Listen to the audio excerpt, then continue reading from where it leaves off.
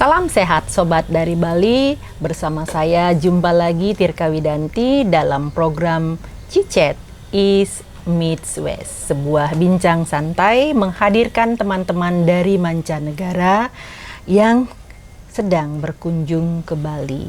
Nah, langsung saja kita sapa beliau. Beliau adalah Bapak Yokstam, seorang yang sangat ahli dalam dunia perbambuan, di mana kita tahu sekarang di Bali banyak sekali bangunan-bangunan yang indah-indah, bangunan yang cantik, stylenya itu menggunakan material dari bambu. Halo Pak Yo. Halo Ika. Apa kabar? Ya, baik-baik. Baik-baik ya. Bisa bahasa Indonesia? Ya, sedikit. Sedikit. Ya, ada banyak tahun. Banyak tahun. Well, yeah, actually, how is life with you, Pak Yo? Well, I'm alive after 2 or 3 years of COVID confusion. I'm back in Bali now.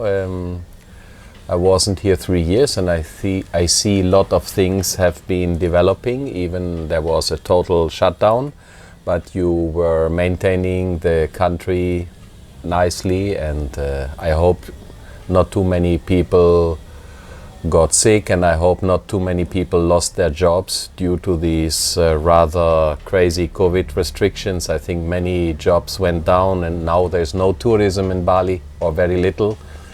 And people are just receiving again the foreigners, and are just receiving again their old hospitality business. And I think it must have been difficult for you and for all the people here to first to be used to so much tourism, and then all of a sudden nothing.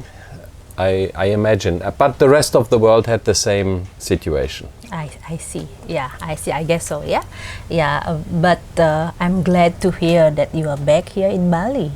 Actually, our first met, if I'm not mistaken, we were in stand meeting in 2005 or 2006, like that. Yeah, it was just after the tsunami in Aceh that I came down here to Bali because I had a friend, Linda Garland, Ibu Linda. She was the late Ibu Linda Garland. She was very renowned for bringing Balinese bamboo design into the world. So she was like a bamboo ambassador, and she brought a lot of out of a lot of respect to the Balinese culture. She also brought the Rolling Stones here, and she had a lot of partying going on, but also she was as an ambassador bringing Balinese culture out to the West. And when I had the chance to come to Indonesia, I just wanted to visit her, and then all of a sudden I meet you and John Hardy Somewhere. and 20 other architects that were all invited. 17 years. It was 17 years ago. So Imagine that. Huh? Imagine that. But you are still like this. Oh, thank you very much. So are you. Sama-sama. Getting older anyway. Hey, Pak Yo. So I would like to have a clarification with you. I have something here that saying you are a German craftsman, yeah? You are German craftsman. I'm a tukang kayu. Tukang kayu katanya, sobat dari Bali. Beliau adalah tukang kayu dulu. Anyway, so it is coming from a traditional German carpentry and wood technology background. You follow the traditional way of German carpenters and travel 3 years to study different branches of trade. Okay.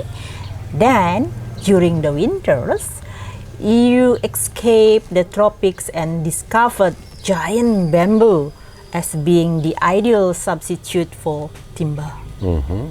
This is very, very, underlined. Bamboo as being the ideal substitute for timber. And living now for 30 years in Colombia, you became expert not only in the local style of using guadua angustifolia bamboo, but also mix in your European skills and know-how. What does it mean to you? Well, I come from a European background. My skills are European, but then I go into South America and I see that the indigenous people having a lot of skills how to work with bamboo. And then I learned some techniques in Colombia, like how to make 2 or 3 story houses, and they do pretty much the same techniques like they do in Bali, Yeah. but it is on the popular level. And then after some years I come to Bali and I see the extraordinary skills of Bali Tukans, of Bali carpenters. Because Bali carpenters, they are just a little bit more refined than anybody else of the world, because they are the king's craftsmen. They have this pride of making everything perfect. And that special quality, the love to the detail, that special quality is very unique in the world. So I came here to learn about Balinese bamboo construction. And when I met John Hardy and when I met you, you invited me to look after your factory and do something. And then obviously we are all a mix of cultures. After a while you mix up and we try to introduce good stuff from other sides, but we also take good stuff from here to other sides. So it is mix. It is giving and mixed knowledge, receiving. yeah. It is developing new ideas. Like the Balinese style is very squared. Basically, Balinese traditional architecture is very like a box. You put in the midst of nature, which is very organic, you put a squared building. And that is like controlling nature. Like it gives like the ghosts, they're always in the box. Do you mean that we cannot control the nature, or I think a temple is a little bit the intent to control the spirits. Basically, on Kalingan in what is it called? Your festival that is coming Galungan. up. Galungan. We use the penjor, yeah, made of bamboo. Yeah, like but you also release the spirits for a few days and then you catch them and put them in a box, and the box is in a square temple, so it is a symbol of controlling. You learn a lot about our culture. Well, actually. our friend John Hardy showed a lot of, he always brought us to learn about Balinese culture and learn profoundly about Balinese culture. But it is also like So reading. you did not learn from me. I'm Balinese. Well, maybe I learned some things from you, like the politeness of treating people. Terima You kasih, always, when I thank came to you. your office, you always invited me for a tea, and I think it is very polite having you as the president of the Jayasan, and you are really. Balinese culture is not only temples, it's also giving from your heart. I think it's very unique that Ibu Kadek, for example, she invited us to go to the temple, so me and my wife, we went into the temple ceremonies, and it is not very common that you come to a culture and people invite you to their holiest Culture. part of the culture. That is very nice. Yeah. And I think many Westerners feel that there is something special about the hospitality, Yeah. because it comes from your heart. It's not only business. Yes. So that's why Bali is the tourism destination, because of its truly hospitality from their heart. Yeah.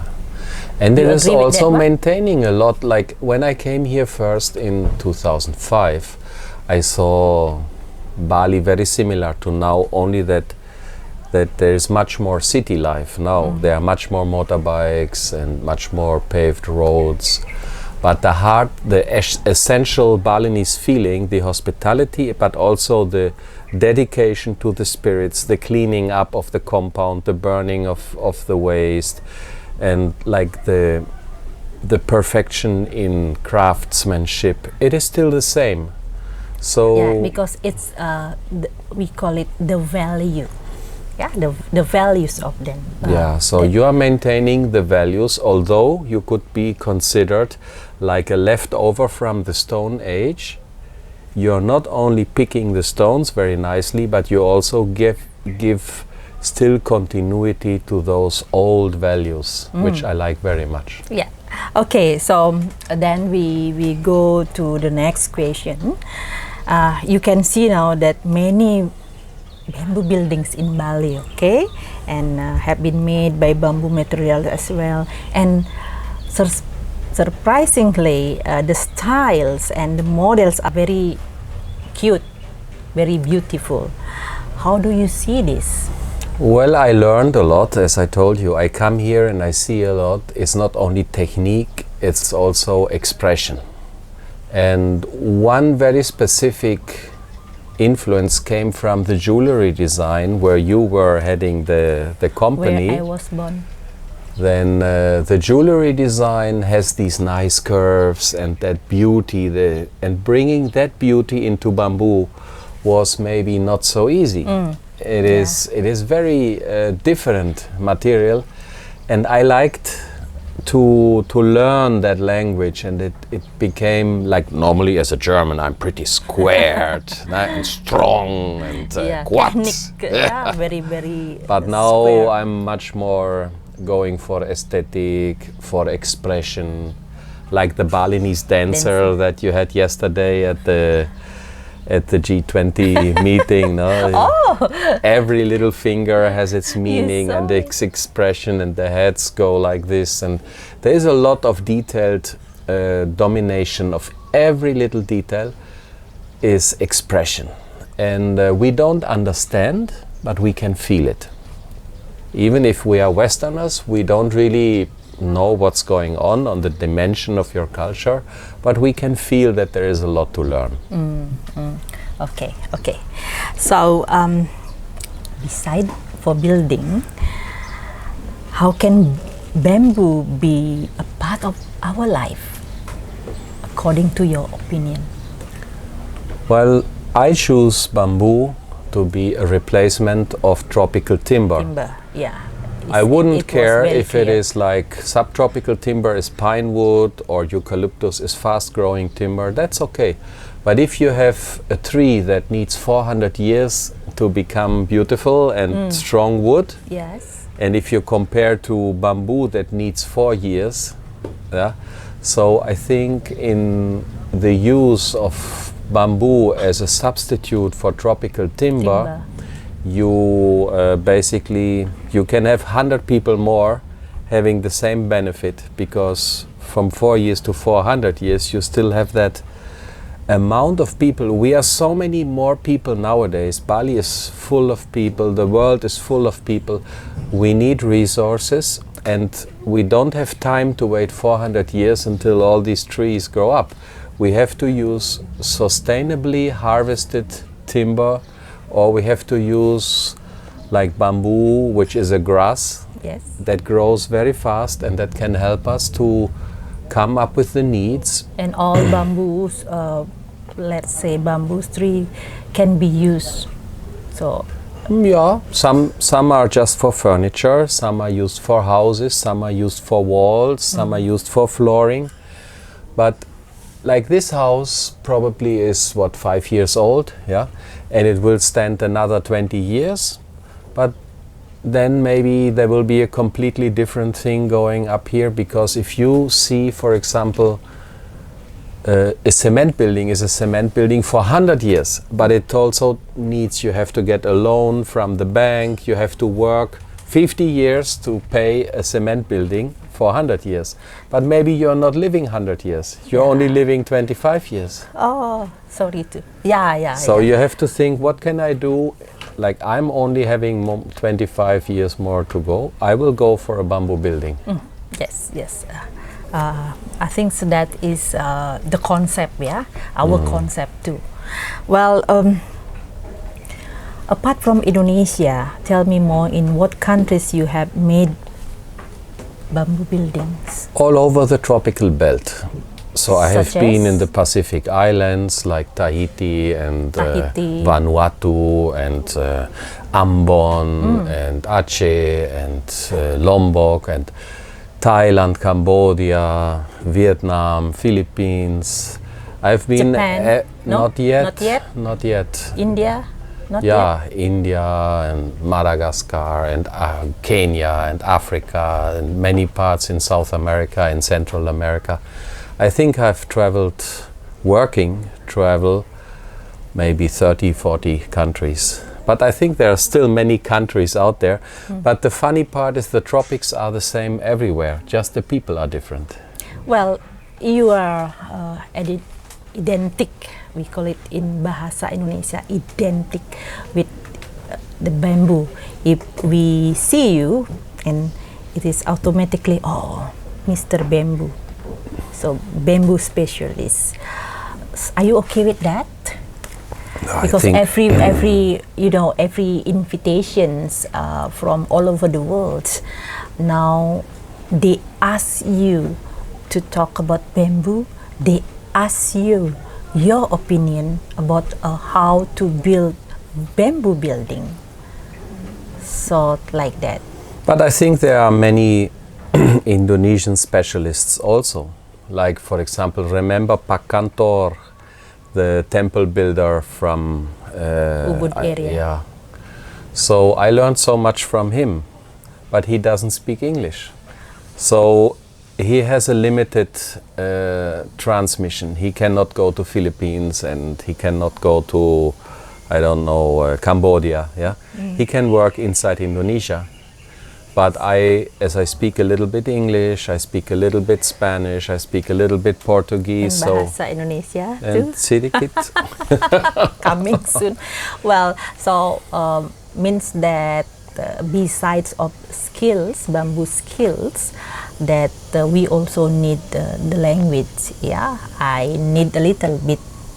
I mean, I speak a little bit English, so we can talk now on our Chit Chat. So we can, we hope that we can transfer our knowledge, transfer your knowledge, and yeah, but we can also inform listening. what you have been doing about the bamboo Yeah, but buildings. we that. also have to listen not only to people who speak a different language, but we also have to listen to people who think totally different. Yeah. For example, engineers. Engineers. They are such a strange breed. They only talk numbers and they only talk about, like, they never talk about kilogram, they talk about kilopond or megapascal. It's a completely different language, and it's important to listen to them, because if we have engineers that I can understand, I can transfer this important stuff to the workers. Like when we did here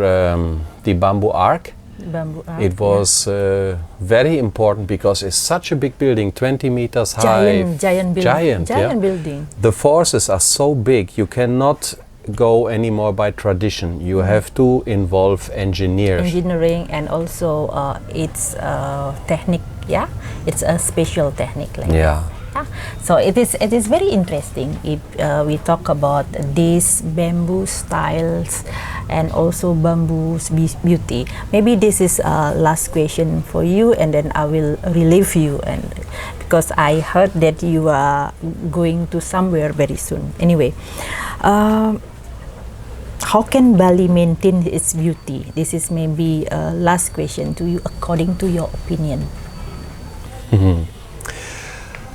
Well, I will go to Sumatra next week and work with the orangutans, because my heart is also for nature conservation, and the orangutan in North Sumatra, they are also very important. So we are rescuing, and there's also some bamboo buildings involved. I have made a bamboo bridge and I'm training the staff there.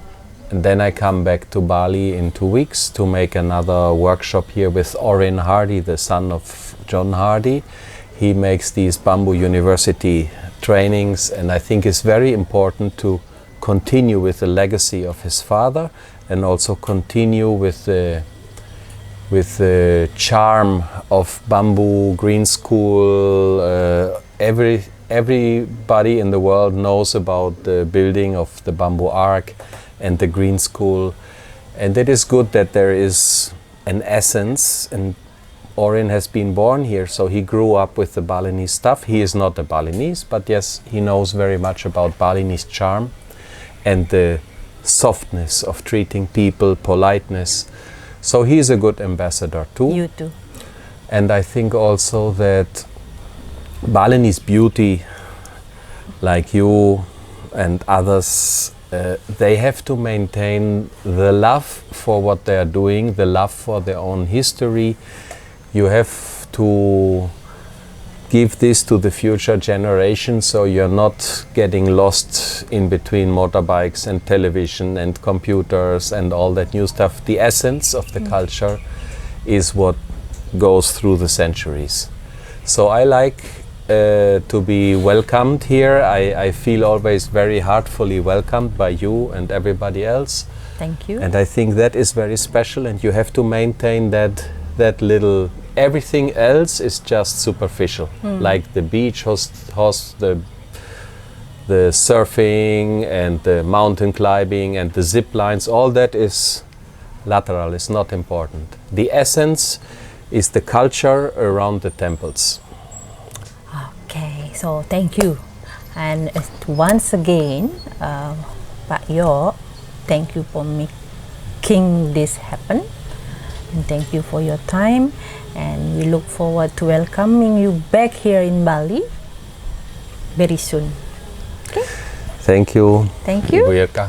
Dah.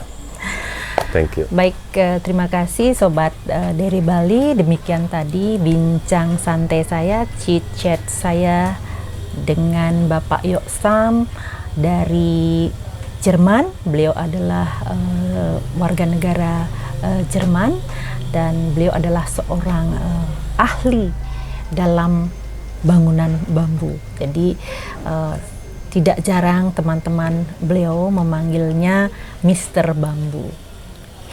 Sampai jumpa dengan chit-chat saya berikutnya. Sampai jumpa. Sampai jumpa.